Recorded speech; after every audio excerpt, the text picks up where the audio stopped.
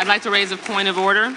Gentlelady can state a point of order. Point of order pursuant to House Rule 11, Clause 2, which Mr. Kennedy is violative of. I move that we move into executive session because Mr. Kennedy has repeatedly made despicable anti-Semitic and anti-Asian comments as recently as last week. Rule 11, Clause 2 says, whenever it is asserted by a member of the committee that the evidence or testimony at a hearing may tend to defame, degrade, or incriminate any person, or it is asserted by a witness that the evidence or testimony that the witness would give at a hearing may tend to defame, degrade, or incriminate the witness, and it goes on.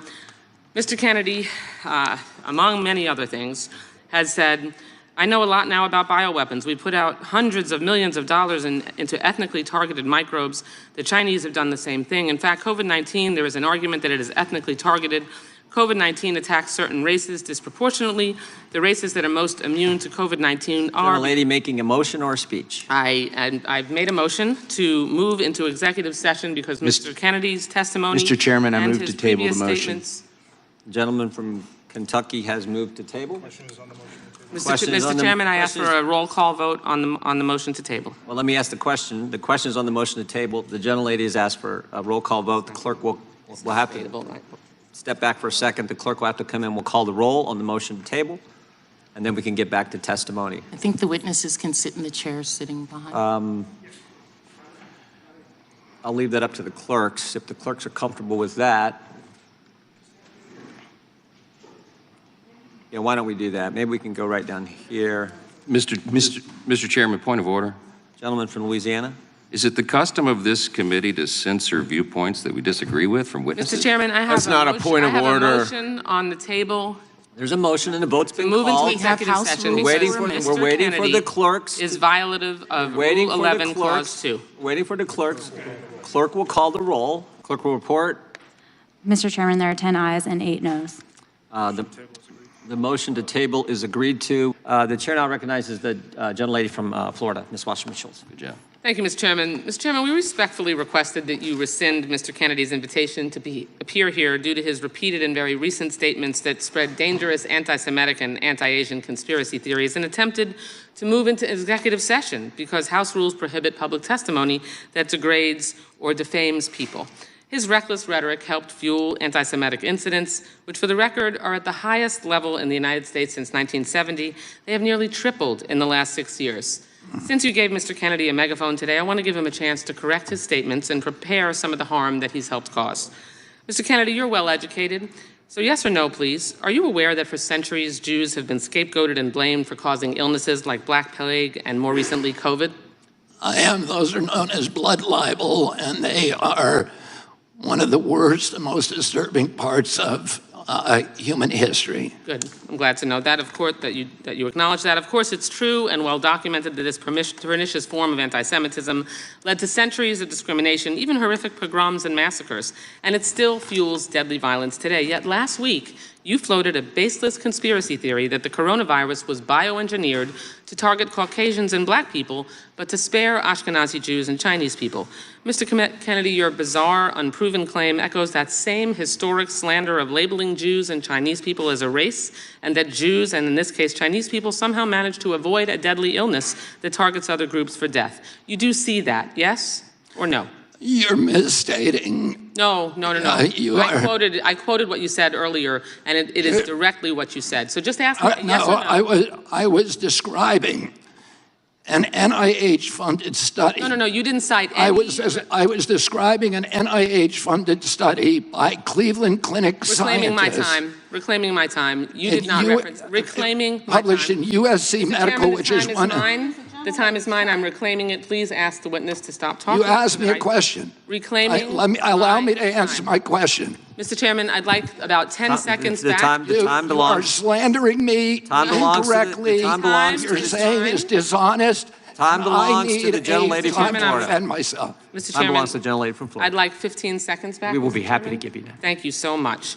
You did not cite any study like you are citing here now during that conversation. You referenced no study at all. You simply labeled Jews and Chinese people as a race, and you also said that somehow they managed to avoid a deadly illness that targets other groups for death. You don't see that you're trying to rewrite history here. A few months ago, Mr. Kennedy, you compared COVID public health policies to barbaric, murderous tactics of Nazi Germany, saying that Jewish people in Nazi Germany had more freedom than Americans facing COVID health restrictions. In hindsight, Mr. Kennedy, do you reject this absurd and deeply hurtful and harmful comparison, or do you still stand by it? Congressman, what you are saying is a lie. That you said it. No, I did not. I never contained. Okay. I never, ever Mr. Chairman, I'm compared happy to COVID enter into the record when Mr. countermeasures. Kennedy said that. I reclaim my time. In discussing COVID public health measures, you made light of the genocide against Jewish people by saying, and I quote, "Even Hitler's Germany, you could cross the Alps to Switzerland, you could hide in an attic like Anne Frank did." Mr. Kennedy, do you think it was easy for Jewish people to escape systematic slaughter of Nazis, yes or no? Absolutely not. Okay, good. Mr. Kennedy, do you think it was just as hard to wear a mask during COVID as it was to hide under floorboards or false walls so you weren't murdered or dragged to a concentration camp? Yes or no? Excuse me? That's a question, yes or no? I didn't hear your question. Okay. I said, do you think it was just as hard to wear a mask during COVID as it was to hide under floorboards or false walls so you weren't murdered or dragged to a concentration camp? Of course not. That's Okay. ridiculous. But that's a comparison that you made. I did Mr. not Kennedy, make that comparison. Were the measures taken to contain the spread and fatalities related to COVID in any way at all comparable to the murder of 6 million Jews, yes or no? Absolutely not. Okay. Let's be very clear here. There's no legitimate comparison to the Holocaust. It doesn't matter if you're talking about AI, vaccine mandates, or anything else. There is no comparison. And if this were a slip of the tongue, Mr.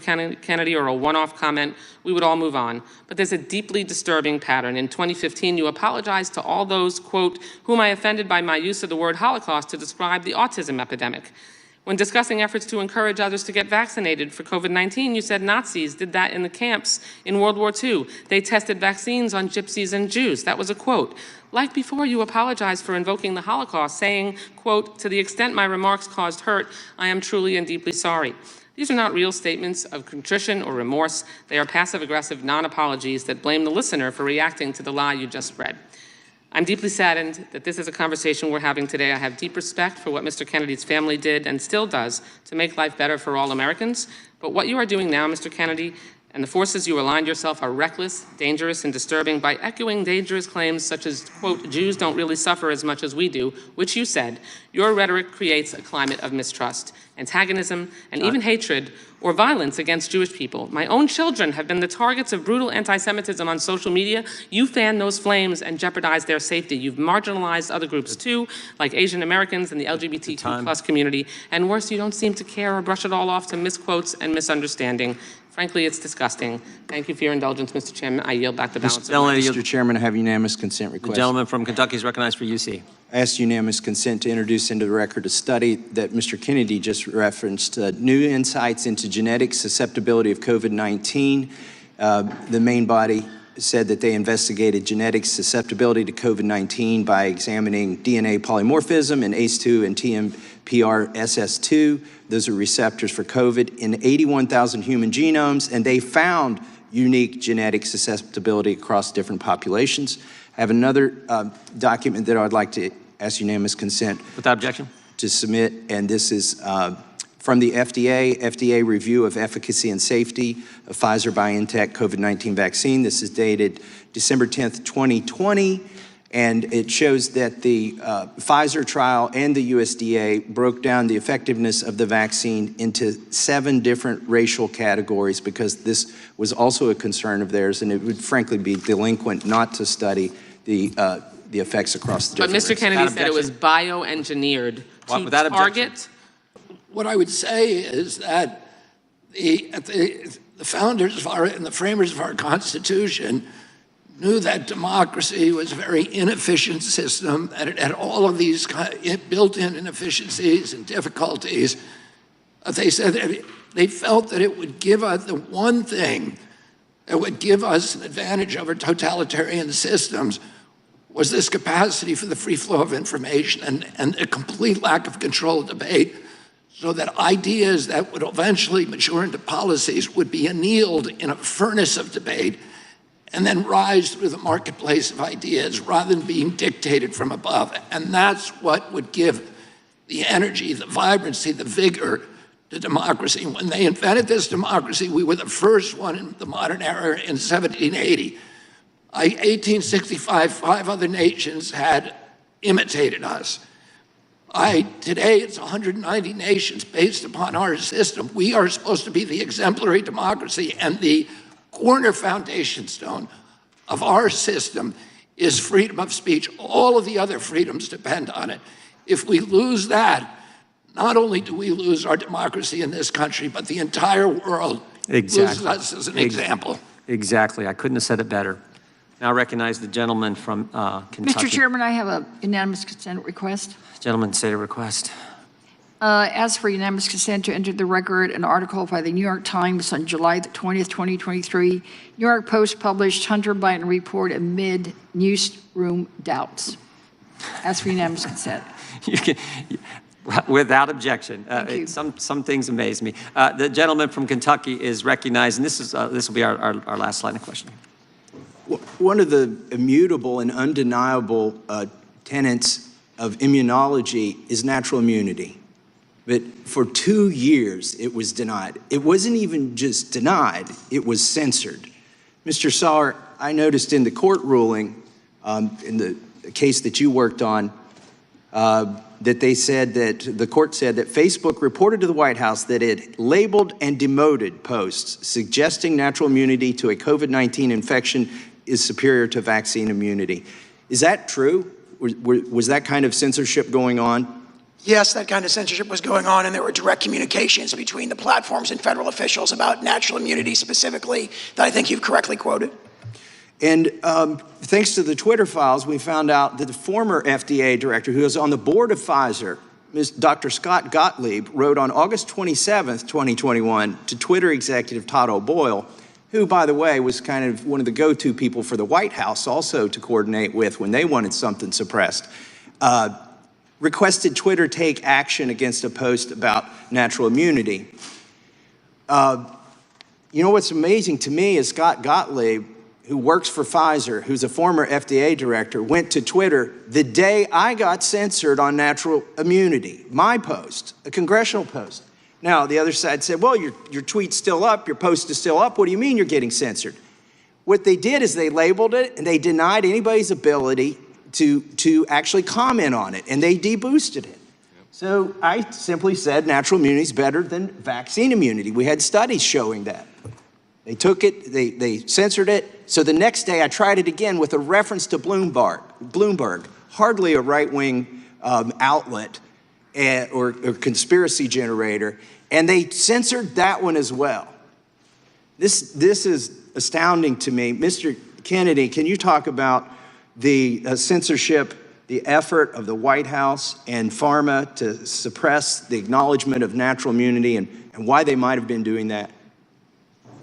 Well, again, there was an effort to suppress information, not in fact, if you read the Twitter files and the email correspondence between Facebook and the White House, there was an acknowledgement that they were being asked and they were complying with censoring information that everybody knew to be true or highly likely to be true. The purpose, and in fact, the term misinformation did not denote falsehood or veracity. Rather, it was a euphemism for any information that departed from government orthodoxies. And it is very dangerous. And you know, the congressman a minute ago said 1 million people have died because of misinformation about vaccines in this country. But in fact, our country had had one of the highest vaccination rates in the world and the worst health outcomes. We have 4.2% of the global population. We had 16% of the COVID deaths. Blacks in Haiti with a 1% vaccination rate were dying at a rate of 15 per million population. And same in Nigeria, had a 1.3 vaccination rate. They were dying at 1 in 14 per million population, 14 per million population. In our country, blacks were dying at 3,000 per million population, 200 times the death rates in other countries. And this holds throughout the world. We needed information. We should have all been sharing information openly and talking to the 15 million doctors through the internet who are treating patients on the front line all over the world and channeling the best therapies, the most successful treatments, so that we can all figure it out. This is not a time in a pandemic I'll just say this one thing. Trusting the experts is not a function of science. It's not a function of democracy. It's a function of religion and totalitarianism, and it does not make for a healthier population. Let me ask you this. You referenced your father and your uncle and the party that they were in. What has happened to your party with respect to the First Amendment? Would they recognize the position now? I think, listen, I'm a Democrat, and I believe in if you went through a checklist of all of the things that my father believed in, that he fought for, that my uncle believed in and fought for, I would check every box. I feel my party has departed from some of those core values, and one of the reasons that I want to run for president is to reclaim my party for those. But it's got to, listen, this is not a partisan issue. The First Amendment, it just seems crazy to me that anybody thinks that it's okay to censor, and there's a lot of information that I don't like. There's hateful information, but as the chairman was saying, in 1977, the ACLU went out and supported Nazis who were walking through a Jewish neighborhood in Skokie, Illinois. And they said, that's important. We hate what they're saying. We're repulsed by it. But we cannot survive as a democracy if we are not ready to die for the right for even people who are appalling to speak. The democracy won't work. Unfortunately, there's no other way to control it but through the First Amendment and free speech. Amen, and thank you for those comments. Time the gentleman has expired. I want to thank our witnesses for being here today.